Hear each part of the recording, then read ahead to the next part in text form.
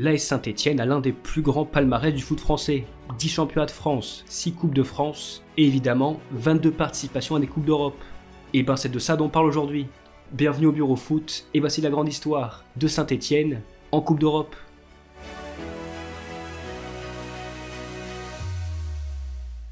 Bon, avant de commencer, je pourrais pas faire comme Montpellier. Voilà, je pourrais pas retracer chaque match de Saint-Étienne en Coupe d'Europe parce qu'il y en a 125. Donc on va faire les grands moments de chaque parcours. Et il y en a un paquet. Et avant de démarrer, un petit point histoire. L'association sportive de Saint-Étienne, elle a vu jour le 26 juin 1933. Mais son histoire, elle démarre bien avant. Car en 1919, on a un certain Geoffroy Guichard qui va vouloir créer un club omnisport à Saint-Étienne. Oui, pas à Caen, logique. On est Saint-Étienne là. Et la raison est très simple, en fait il voulait accorder un petit temps de loisir à ses salariés. Car monsieur Geoffroy Guichard, il a créé une entreprise pas trop connue en France, Casino. Et donc si tu te demandes pourquoi le stade s'appelle Geoffroy Guichard, c'est pour ça, parce que c'est le gars qui a créé le club. Alors Geoffroy Guichard, lui, il a créé Casino, l'AS Saint-Étienne, et il y a un stade mythique à son nom. Vraiment, bravo monsieur Guichard, vous avez une legacy immense. Bon, le club de foot de Saint-Étienne, il va lui obtenir un statut pro en 1933, et c'est Pierre Guichard, qui était le fils de Geoffroy, qui est le président. Donc c'est une affaire de famille. Alors nous, on va faire un bond de 25 ans dans l'histoire, pour arriver en 1957, qui est la date du premier titre de champion de France des Verts. J'ai avancé vite, mais bon, on a beaucoup d'histoires à raconter. Et on est parti. Avant ça l'ami, laisse-moi te parler de l'application football du siècle, Mon Club Ma Ville. Vous allez voir, c'est trop bien. Alors Mon Club Ma Ville, qu'est-ce que c'est? C'est l'application qui rapproche les fans de foot. Donc la première chose que tu fais sur l'appli, tu rentres ton nom, ton prénom, ton âge et les clubs que tu supportes. Bon, il y a un mec qui a mis le PSG et le Barça. Faut pas faire ça, c'est footix. Mais bon après, chacun supporte qui il veut. Mais quand même, fais un effort. Et on a aussi des chats de groupe, et vraiment des chats sur tous les clubs. Carrément, il y a un chat sur le FC Annecy. Ils sont 2 dans le chat, mais voilà. Donc il y a vraiment tous les clubs. Ah non, il n'y a pas le Vinsky FC. Faut y remédier. Et surtout, il faut que tu actives ta localisation. C'est le principal. Car le but premier, c'est vraiment de nous rapprocher, pas nous diviser. Parce que nous, les supporters, on a tendance à un peu se chamailler pour rien. Surtout beaucoup de violence. C'est bien le folklore, tout ça, les rivalités, mais rapprochons-nous, dans le respect au moins. Voilà, c'est la bonne ambiance, c'est les copains. Arrêtons de nous bagarrer, quoi. On n'est pas des animaux. L'accent il sert à rien, mais voilà quoi, le message est clair, respectons-nous. Et t'as aussi un endroit qui recense les différents bars sportifs, et t'as aussi des différents liens pour les actualités, les scores de match, donc c'est hyper complet. Puis surtout, c'est gratuit. Donc allez-y, qu'est-ce que vous attendez? Ça vaut le coup. Et sur ce, Saint-Étienne. Et on est en 1957, et c'est seulement la 3e édition de la Coupe des clubs champions. Et Saint-Étienne devient donc le 3e club français à y participer. Et oui, car avant, on a vu Reims, ça je savais, et Nice. Et ça je savais pas. Donc on la fera un jour, les 2 histoires des clubs. Bon, je précise, je vais dire C1, pas Coupe des clubs champions, parce que ça prend 2 heures à dire. Voilà, donc ce sera C1, C2, C3. Voilà, comme ça c'est pas Citroën, non, C1. Et le premier adversaire européen des Verts, c'est les Glasgow Rangers, que Nice avait éliminé en 8ème l'année d'avant. Donc c'est possible. Bon alors le format il est assez classique, tu démarres par un tour préliminaire, en aller-retour, et après c'est 8ème, quart, demi, finale. Donc il y a moins de matchs qu'avant, mais c'était plus clair. Alors on va introduire la première grande personne de notre histoire, Jean Snella. Bon, c'était l'entraîneur qui a permis l'ascension des Verts dans les années 50. Et c'est un entraîneur qui faisait confiance à la jeunesse, avec notamment l'éclosion de 2 attaquants stars, l'Algérien Rachid Mekloufi et le Camerounais Eugène Njolea. Je l'ai bien dit. Ouais, je m'excuse, je vais écorcher des noms, je suis désolé. Je n'ai pas tous les noms en tête. Bon, les présentations, elles sont faites. Retour à Glasgow. Et l'aventure des Verts en Coupe d'Europe, elle démarre au stade d'Ibrox Park, devant 4000 spectateurs. Ce qui est la plus grosse affluence de l'histoire des Verts en Coupe d'Europe. Dès le premier match. Et c'est Saint-Étienne qui va ouvrir le score dès la 15e minute, grâce à Mekloufi. Donc si tu veux flex en société, le premier buteur des Verts en Coupe d'Europe, c'est Mekloufi. Le flex est inutile, mais c'est une info importante. Pas tant que ça. Bon, finalement, les Verts, ils vont manquer un peu d'expérience et ils vont perdre le match 3-1, alors qu'ils menaient 1-0. Et à noter qu'ils ont joué la fin de match à 10, car il y avait eu un blessé, et à l'époque, il n'y avait pas de changement. Je trouve ça fou, moi. Il n'y avait pas de changement, quoi. Genre, il n'y a pas un mec qui a eu l'idée avant, quoi. Pas les mots. Et donc, 2 semaines plus tard, c'est Geoffroy Guichard qui va accueillir son premier match européen, un mercredi après-midi. Oui, car à l'époque, le stade, il n'y avait pas d'installation nocturne. C'est vraiment du foot amateur, en fait. À l'époque... pas de changement, tu peux pas jouer la nuit, c'est la Coupe d'Europe quoi. C'est une autre époque. Et les Verts vont décrocher leur première victoire en Coupe d'Europe, 2-1. Et donc c'est insuffisant. Il manquait un petit but. Dommage. Et cette élimination dès le premier tour, à l'époque, c'était la pire performance d'un club français en Coupe d'Europe. C'est une stat pour faire chier. Ça faisait que 3 éditions. Juste, je fais des blagues, quoi. Arrête les blagues, on va sérieux. Prochain parcours. Et 5 ans après son premier championnat de France, les Verts remportent en 62 leur première Coupe de France. Sauf que la même année, ils ont été relégués. Donc Saint-Étienne devient également le premier club français à être en Coupe d'Europe et en deuxième division. Et une victoire en Coupe de France à l'époque, tu vas en Coupe des vainqueurs de coupe. Où à l'époque, t'avais champion, Coupe des clubs champions, la coupe, Coupe des vainqueurs de coupe. C'était bien plus simple. Bon, on va quand même noter le départ de Jean Stella, l'entraîneur, mais on a une future légende des Verts qui découvre la Coupe d'Europe, Robert Herbin. On va en reparler beaucoup de fois. Et c'est aussi la première saison en Pro 1 d'une future légende du foot français, Aimé Jacquet. Alors pour la 3e édition de la Coupe des vainqueurs de coupe, Saint-Étienne c'est le 2e club français à y participer, après Sedan. Sedan, d'accord.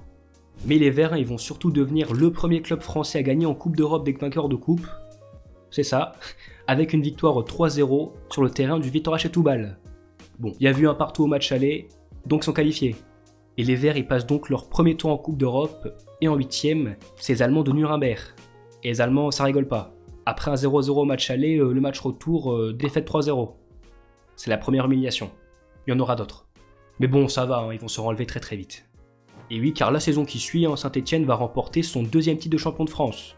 Donc ils ont gagné la 2e division, ils sont montés, champion de France. Ça allait vite. Et donc on est en 64-65, et les Verts retrouvent la Coupe des clubs champions. Et au premier tour, ce sera le champion de Suisse, le FC La Chaux-de-Fonds. FC La Chaux-de-Fonds ? J'avoue que je connaissais pas ce club. Enchanté. Les Verts sont favoris, ça va le faire. Non, défaite 4-3 au score cumulé. Donc 2 participations à la C1 et 2 sorties au premier tour. C'est pas bien. Donc 2 ans plus tard, 3e titre pour Saint-Étienne, et donc 3e fois la Coupe des clubs champions. Cette fois-ci, vous passez un tour. Bon, cette fois-ci, les Verts ils sont emmenés par un grand monsieur du foot français, Albert Batteux. Alors Batteux, il a pas fait grand-chose pour le foot français. Il a fait quoi ? 3e place Coupe du Monde 58, il a fait une finale de Ligue des Champions avec Reims, et il a gagné 8 titres de champion de France. Ouais non, c'est un grand monsieur, faut pas l'oublier. Et là on a 3 petits jeunes qui commencent à monter, un certain Salif Keita, Jean-Michel Larquet et Hervé Révelli. Ils auront une importance importante. C'est pas français ça. Bon alors là il y a un objectif, c'est passer un tour de C1. Et ils vont le faire, enfin. Ils vont écraser le champion de Finlande 5-0. Sauf qu'en 8e, Benfica. D'un certain Eusebio. Ouais, pas de chance. Alors au match aller à Lisbonne, Eusebio sera buteur sur penalty, défaite 2-0. Sauf qu'au retour, on a Beretta qui ouvre le score dès la 10e minute, un but et c'est prolongation. Sauf qu'il n'y aura pas de but. 1-0 et c'est insuffisant. L'année prochaine. Alors si en Coupe d'Europe, pour l'instant c'est moyen, en France Saint-Étienne ils dominent, car ils vont remporter un 5e titre. Et donc au premier tour, cette fois-ci, le Celtic. Alors les Verts ils commencent à avoir un peu de galon en Europe, donc ils vont maîtriser le match aller 2-0 à domicile, sauf qu'il y a un match retour, et défaite 4-0. Apparemment on a un arbitre grassouillé qui a bien aidé les Écossais, mais bon, c'est quand même 4-0. Je veux bien que l'arbitre il soit moyen, mais 4-0, y a pas d'excuse quoi. Bon alors on enchaîne, en France, Saint-Étienne, champion. Donc premier tour, Bayern Munich. Yes, la chance. Bon, en vrai j'abuse, c'était pas encore le grand Bayern, ils avaient seulement 2 titres de champion. Mais bon, il y avait déjà Gerd Müller et Beckenbauer, donc quand même pas mal. Après côté Saint-Étienne, il n'y a pas trop de changements depuis 67, on a toujours Batteux, et on a un trio Keita, Larquet, Révelli qui est en feu. Sauf que les Verts ils ont un problème, à l'extérieur en Coupe d'Europe, ça marche pas. Match aller, défaite 2-0. Sauf qu'au match retour, dès la première minute, Révelli marque. Mais bon, on s'enflamme plus, il y a eu le même scénario, face au Celtic et face aux Rangers. Donc j'y crois plus. Et on semble malheureusement prendre le même chemin car un grand gardien Sepp Maier dans un grand soir. C'était pas français ça. Mais à l'heure de jeu, Révelli double la mise sur corner, de partout. Et on commence à y croire, car à la 81e, nouveau corner, et c'est cette fois-ci Keita qui met un gros coup de tête dans les filets, 3-2. Et les Verts vont tenir, et oui, ça y est, enfin, ils tiennent leur premier exploit européen. Et pas le dernier. Et donc on est en 8e de finale, et cette fois-ci, c'est le Legia Varsovie, qui est un adversaire sympathique, mais pas le Bayern. Donc ça devrait le faire. Pour l'instant, il y a un schéma assez clair. Pour les Verts en Coupe d'Europe, t'as un match aller à l'extérieur. Tu perds, Sauf qu'au retour, tu te réveilles, vu que t'es chez toi, t'es poussé par ton public, en plus t'es invaincu pour l'instant, et tu gagnes. Et donc là, pareil, match aller à Varsovie, défaite de 1, match retour, tu perds aussi. Défaite 1-0. Ça marche pas tout le temps. Et les Verts vont donc perdre le premier match de Coupe d'Europe à la maison, et ils sont éliminés. C'est le principal. Bon, en tout cas en France, les Verts ils avancent, ils dominent le foot français avec un 5e titre de suite. Et même en Europe, ils se font un nom. Ils sont là souvent, à chaque fois même, donc c'est le meilleur club français. Et donc on est déjà à la 6e participation à la C1. Donc les Verts, voilà, c'est l'expérience. Surtout qu'au premier tour en face, c'est un novice. Cagliari, ça va le faire. Défaite 3-0 en Italie. 3-0. C'est fou, ce match aller à l'extérieur à chaque fois, c'est un souci quoi. Mais bon, il y a le retour à la maison, ça va, voilà, ils vont le faire, ils vont se bouger le fion, ils vont gagner. Oui, ils vont gagner. 1-0. Donc, encore une fois, c'est pas suffisant. Faut vraiment régler ce problème du match aller, parce que là, au bout d'un moment, on n'en peut plus, quoi. Ça fait 7 parcours, 7 fois, ils sont éliminés au premier tour, quoi. Ou alors, ils sont éliminés au match aller. J'en peux plus. Et en plus, les Verts, ils vont terminer seulement 2e de Division 1, donc pas de Coupe des Clubs Champions. Pour l'instant. Alors, on est en 1970, et Saint-Etienne écrit à nouveau l'histoire du foot français, car elle devient le premier club à participer à la Coupe UEFA, qui était la Ligue Europa de l'époque, en gros. À part le départ de Hervé Revelli, qui va vite revenir, l'effectif il bouge pas trop, c'est une des grandes forces du club. Et Aimé Jacquet est toujours là, et en plus il va être rejoint par un futur sélectionneur des Bleus, Jacques Santini. Bon après la Coupe UEFA ça peut être bénéfique, t'as moins de niveau, donc il y a un parcours à faire. Ils vont être éliminés au premier tour, par Cologne. Rien à dire de plus. Bon après, les Verts de Batteux, ils étaient en fin de cycle, car en Ligue 1, ils vont faire 6e. Donc pas de Coupe d'Europe. Et donc le coach s'en va, Salif Keita aussi, c'est la fin d'une ère. Mais ce sera le début d'une nouvelle, bien plus glorieuse. Et 2 ans après sa dernière participation à la Coupe d'Europe, les Verts remportent un 7e titre de champion de France. Et ce retour au sommet, il est grandement dû au retour du serial buteur Hervé Revelli, mais surtout à la transition de Robert Herbin en entraîneur. Et il avait seulement 32 ans. Pour un entraîneur à l'époque, c'était extrêmement jeune. Même aujourd'hui d'ailleurs, c'est très jeune. 32 ans pour un coach, c'est très très jeune. Après, il n'y a pas grand chose à dire sur Herbin le coach. Il était assez discret quoi, quelqu'un d'assez flegme, calme. Donc son surnom, le Sphinx, il le porte bien. Et on va avoir l'arrivée des 2 premiers étrangers de l'effectif, le gardien yougoslave Ivan Kurkovic et le défenseur argentin Piazza, qui vont être hyper importants. Et donc 5 ans après, les Verts retrouvent la Coupe des clubs champions. Et au premier tour, ce sera encore un club portugais, le Sporting. Et le retour va être réussi, victoire 2-0 au Sporting. Non, à domicile, pardon. Oui, parce qu'ils gagnent pas à l'extérieur toujours. Et au match retour, les Verts ils vont se rendre au Sporting avec un maillot rouge. Ce qui me rappelle un peu l'anecdote de Montpellier qui avait fait pareil face au Sporting avec un maillot jaune. D'ailleurs, la vidéo sur Montpellier, elle est là. Et les Rouges vont arracher le match nul 1 partout, direction les 8e, face au Hajduk Split. Hajduk Split, c'est dur à dire ça. Et d'ailleurs, le Hajduk machin là, ils étaient champions de Croatie et champions de Yougoslavie. Donc c'était une des meilleures équipes du continent. Et donc le match allait à l'extérieur, déroute 4-1, comme d'hab. Et donc au retour à Saint-Etienne, personne n'y croit, à part les joueurs. Et donc la suite,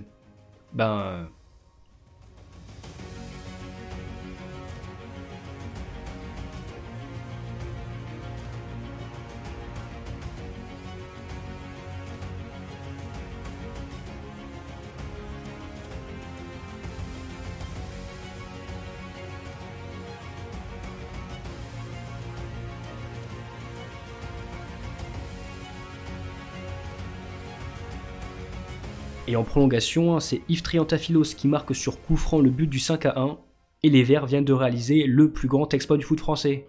Et d'ailleurs, c'est ce match-là qui a donné le nom mythique du Chaudron. Voilà. Mais surtout, pour la première fois, les Verts ils sont en quart de finale de C1. Et en quart, ils tombent sur les Polonais de... Ruk Corso. C'est imprononçable. Sauf que le théorème Saint-Etienne Coupe d'Europe, extérieur, match aller, il marche toujours. En 1 heure de jeu en Pologne, ils vont prendre 3-0. Sauf que Jean-Michel Larquet et Yves Triantafilos ils vont réduire l'écart en fin de match, score final 3-2. Et ça change tout. Et c'est sous la neige que Janvion va ouvrir la marque dès la 3e minute. Pour l'instant, ils sont en demi. Sauf qu'après il ne se passe plus rien, jusqu'à la 84e et un penalty pour les Verts. Et c'est Revelli qui le transforme, cette fois-ci c'est officiel, Saint-Etienne est en demi-finale de la Coupe des clubs champions. Bravo les mecs. Et en demi-finale, ils vont retrouver un vieil ami, le Bayern de Munich. Sauf que ce Bayern a bien changé depuis qu'ils sont affrontés il y a 5 ans, ils sont champions en titre. Ouais, donc Saint-Etienne n'est pas favori. Et il y a un fait assez rare, c'est que pour une fois, les Verts vont recevoir au match aller, donc pas de retour au chaudron.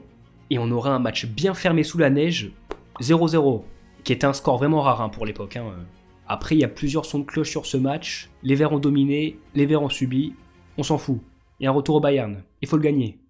Sauf que ça va très mal commencer avec un festival de Beckenbauer dès la 3e minute, 1-0. Après, ça change pas grand chose, faut marquer et gagner. Sauf que les Verts ils vont galérer à se créer des vraies occasions et subir un nouveau festival à la 73e, défaite 2-0. Donc pas de miracle.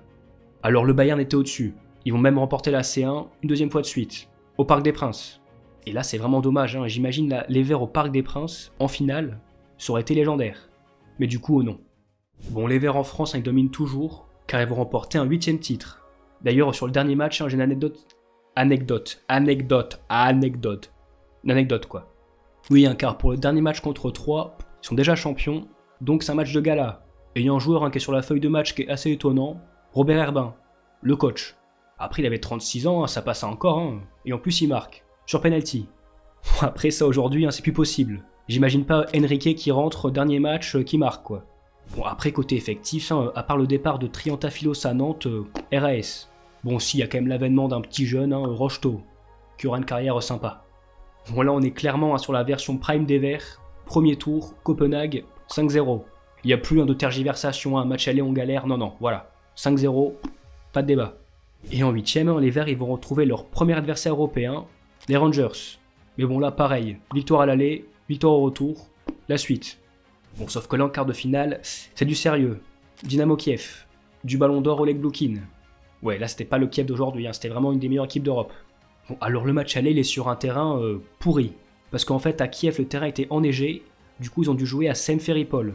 Et sur ce terrain pourri, ils vont être surclassés. Défaite 2-0. Comme d'hab, match aller à l'extérieur, je me répète, mais on connaît. Et comme d'hab, au retour à Saint-Etienne, les Verts, ils font un gros début de match, mais ils finissent pas. 0-0 à la mi-temps. Sauf qu'à l'heure de jeu, Blokhin, il s'en va seul au but, mais il fait le crochet de trop. Et à la suite de l'action, c'est Révelli qui marque, 1-0. C'est le tournant du match. Et 5 minutes plus tard, c'est Jean-Michel Larquet qui met une mina sur coup franc. Ils l'ont encore fait. Prolongation. Et à la 112e minute, Patrick Révelli fait un festival sur le côté droit et Sarah Rocheteau un excellent point de penalty, 3-2. Et les Verts ont fait une nouvelle remontada et vont en demi-finale. Mais vraiment, ils sont spectaculaires quoi. Vraiment, les sensations à l'époque que tu devais avoir, tu perds, tu gagnes. Pas tout le temps, mais quand tu gagnes, c'est beau quoi. Et en demi-finale, les Verts ils vont éviter le Bayern Munich et le Real. Et ce sera le PSV. Par contre, il y a un souci, l'aller à domicile. Et c'est encore Larquet qui va mettre un coup franc quart d'heure de jeu, et ce sera le seul but du match, 1-0. Et là c'est intéressant pour les Verts, car pour une fois, à l'extérieur, tu dois pas aller gagner, tu dois pas perdre. Est-ce que c'est clair? Oui c'est clair, parce qu'ils sont à l'extérieur pour une fois, et pas à domicile. Du coup, il faut juste conserver le score. Bah oui, c'était clair en fait. Et on a un homme qui va être le héros du soir, Kurkovic. Le goal des Verts va réaliser 10 arrêts, et grâce à lui, les Verts ils vont pas prendre de but. 0-0. Et donc oui, pour la première fois de son histoire, les Verts sont en finale de la Coupe des clubs champions. Magnifique. J'ai envie de pleurer. J'abuse. Mais c'est magnifique en tout cas. Et en finale, ce sera le Bayern de Munich. On rappelle, ils étaient 2 fois champions en titre, et l'an dernier en demi-finale, ils avaient battu Saint-Etienne. Quand même, c'était il y a 2 minutes, là, faut se rappeler quand même. Et comme l'histoire est belle, la finale elle a lieu à Glasgow, qui était, si tu te rappelles, le premier match des Verts en Coupe d'Europe. Au-delà de Glasgow, c'est la France entière qui est verte. Vraiment, faut se rendre compte de l'impact des Verts à l'époque. Voilà, c'était clairement l'équipe numéro 1 des Français. Après, malheureusement, les Verts, ils ont 3 absents pour la finale. Sinagel, Farison et Rocheteau. Alors que le Bayern, ils sont au complet. Et donc, nous sommes le 12 mai 76, il est 20h15 à Glasgow, et les Verts ont rendez-vous avec l'histoire. Et ça va très mal commencer pour les Verts, car dès la 3e minute, Gerd Müller ouvre le score. Ah non, ouf, il y a hors-jeu. Enfin, pas sûr. Bon, il y a eu hors-jeu, il y a hors-jeu. Et 10 minutes plus tard, Kappelmann trébuche dans la surface, pas de penalty. L'arbitre est discret, on va dire. Et nous voici à 34e minute, et après un festival, c'est Battenet qui tente sa chance aux 25 mètres, mais sa mina se tape la barre. Et sur la contre-attaque, c'est la frappe d'Eunès qui va effleurer le poteau de Kurkovic. Bon, le match s'emballe en 39e minute, Saramagna déborde et centre pour Santini, et encore la barre. Ils sont quand même bizarres ces poteaux. Normal, c'est des poteaux carrés. Bizarre. Et donc, à la mi-temps, le score 0-0. Et c'était clairement une période dominée par les Verts. Et au retour des vestiaires, la domination est continue, mais malheureusement, la tête de Saramagna, elle effleure le poteau. Toujours pas. Et à la 55e, Piazza il fait une faute anodine sur Müller, coup franc. Et Franz Ruth s'élance, et le ballon atterrit dans les filets. 1-0 Bayern. Et en plus, Kurkovic, il a effleuré le ballon. Regret éternel. Et clairement, ce but, ça va être un coup de massue, car on est plus proche du 2-0 Bayern que du 1 partout. Et c'est un Rocheteau diminué physiquement qui va être à l'origine de la dernière action, mais la frappe de Révelli est trop écrasée. Et l'arbitre siffle à la fin du match, et le Bayern remporte sa 3ème Ligue des Champions de suite. Et ce soir-là, clairement, la meilleure équipe a perdu. C'est le football, c'est injuste. Bon, après le retour en France, les Verts ils vont être accueillis comme des héros. Ils vont même défiler sur les champs et être reçus à l'Elysée par le président de l'époque, Giscard d'Estaing. Alors je sais que c'est un peu étonnant, mais moi cette finale elle me fait un peu penser à celle du PSG en 2020. Je m'explique. Bon déjà c'est le Bayern en finale, et en plus tu maîtrises la partie, jusqu'au but du Bayern à l'heure de jeu, et après ça s'écroule, et tu perds, 1-0, face au Bayern. Donc ouais en soi la comparaison est pas si conne.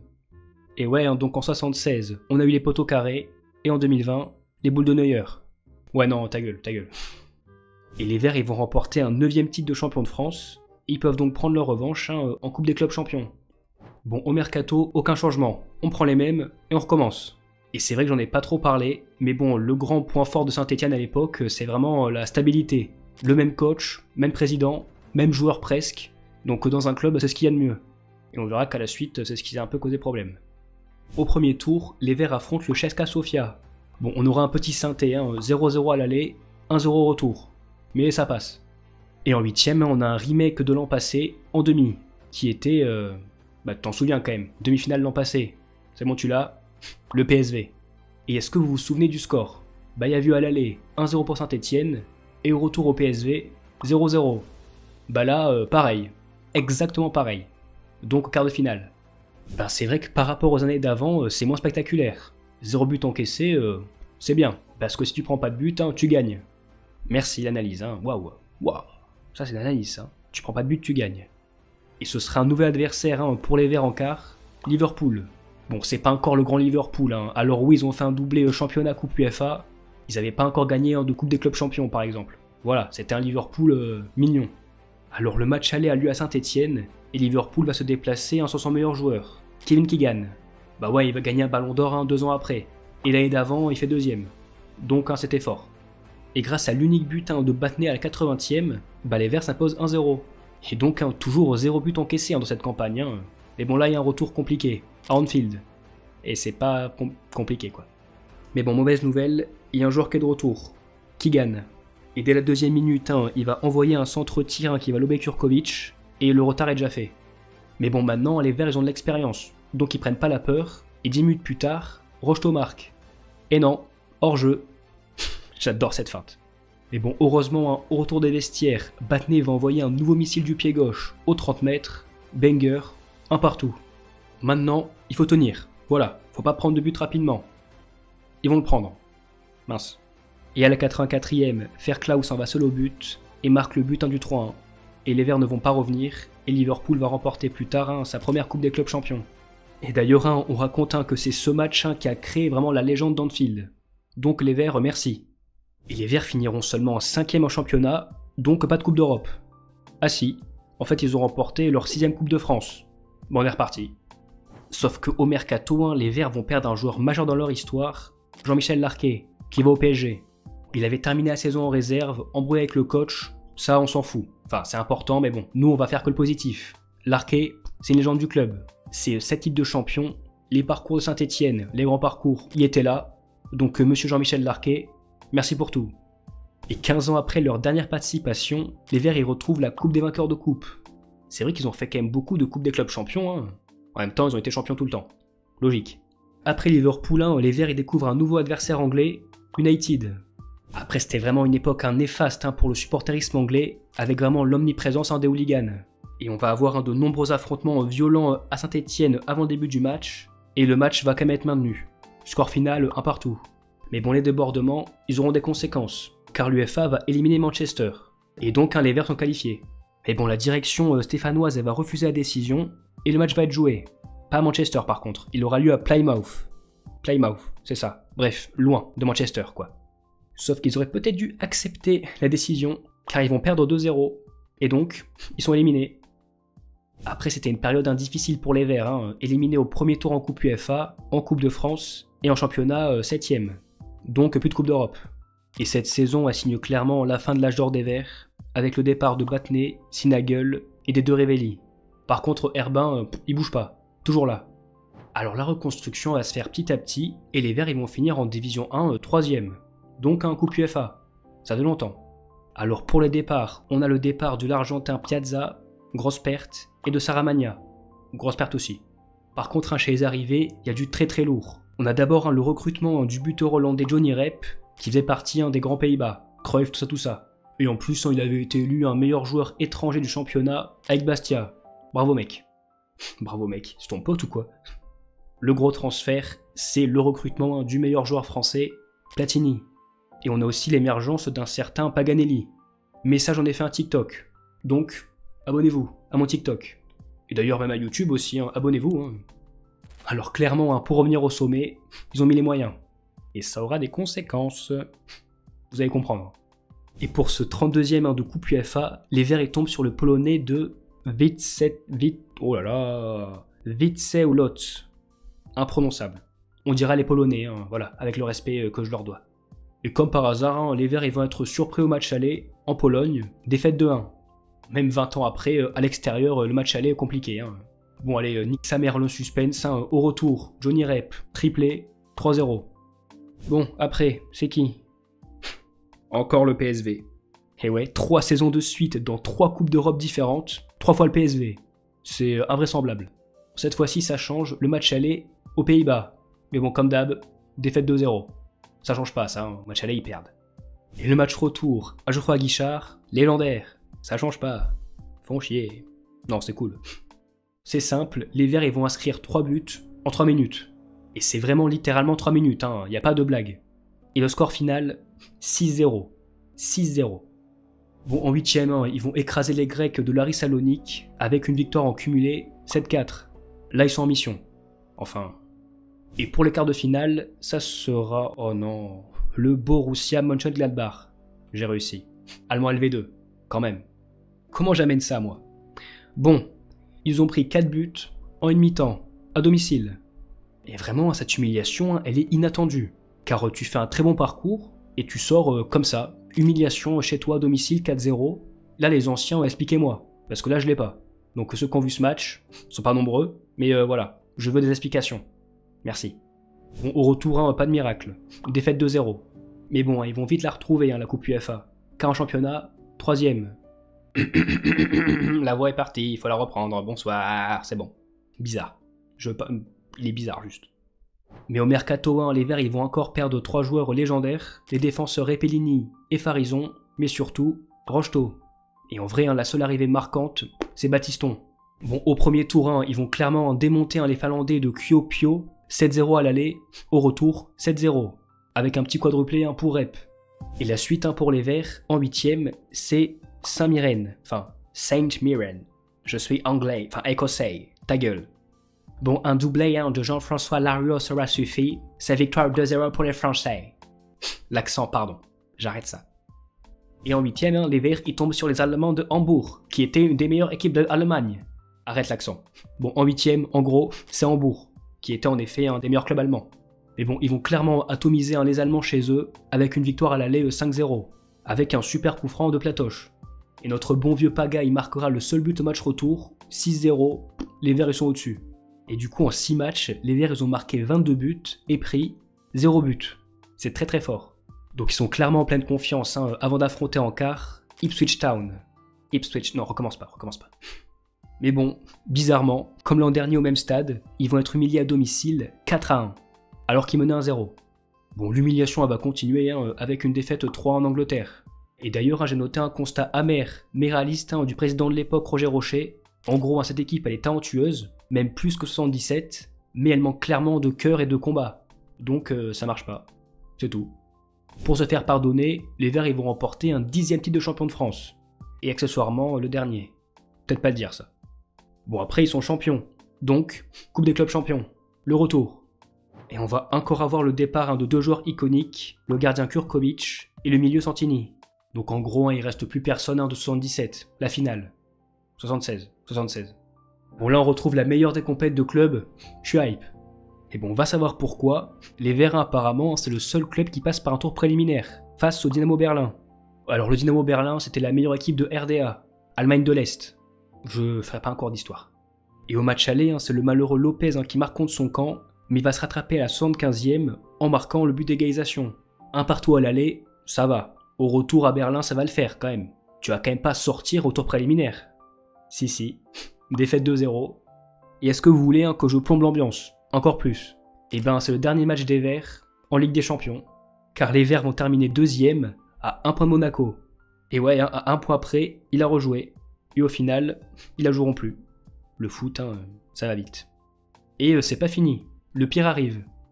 Car le 1er avril 82, le journal Le Loir Matin révèle l'affaire de la caisse noire. Alors une caisse noire, en gros c'est quoi? C'est une caisse où tu mets l'argent que tu déclares pas. Donc c'est illégal. Et le journal révèle qu'entre 77 et 82, c'est près de 20 millions de francs qui auraient été détournés pour conserver les meilleurs joueurs. Alors je vous épargne les détails, mais en gros, en mai 82, le président Rocher, il démissionne. Après quand même 21 ans de présidence des Verts.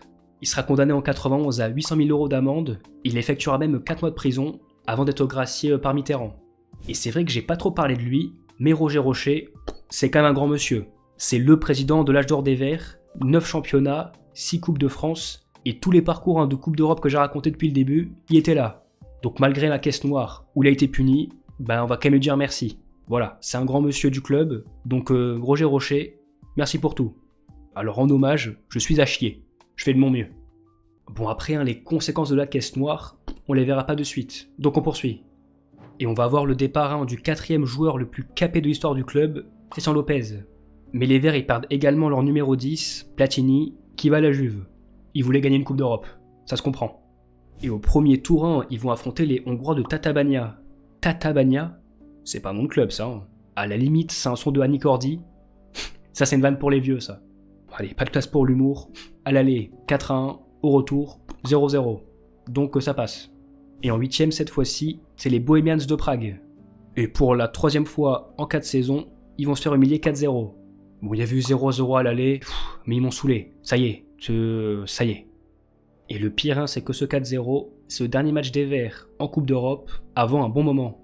Et oui, car les conséquences de la caisse noire, elles vont tomber sur le club. On a les meilleurs joueurs qui vont partir un par un, le coach s'en va aussi, c'est la fin d'une ère, et en 85, 2e division, la descente, c'est fini. Et il va donc falloir attendre 26 ans pour les revoir en Coupe d'Europe. 26 ans, c'est immense. Et j'ai enfin compris l'engouement envers les Verts de l'époque. C'était une équipe attachante quoi, vraiment il n'y a pas trop de changements, l'équipe est à peu près la même, le même coach, président pareil, les joueurs sont gentils, adorables ils ont l'air en tout cas, je connais pas donc je sais pas mais bref, je suis fatigué, voilà. J'ai adoré faire ces parcours, en plus c'est des matchs de fou, des scénarios de fou, tout était bien en fait. Et puis c'est des perdants, et en France on aime bien les perdants. Bref, je suis fatigué, mais je me suis régalé. Et nous on se retrouve pour la partie 2, qui sort la semaine pro. Bon, elle est moins glorieuse, mais c'est quand même sympa. Abonnez-vous, et nous, à la semaine prochaine.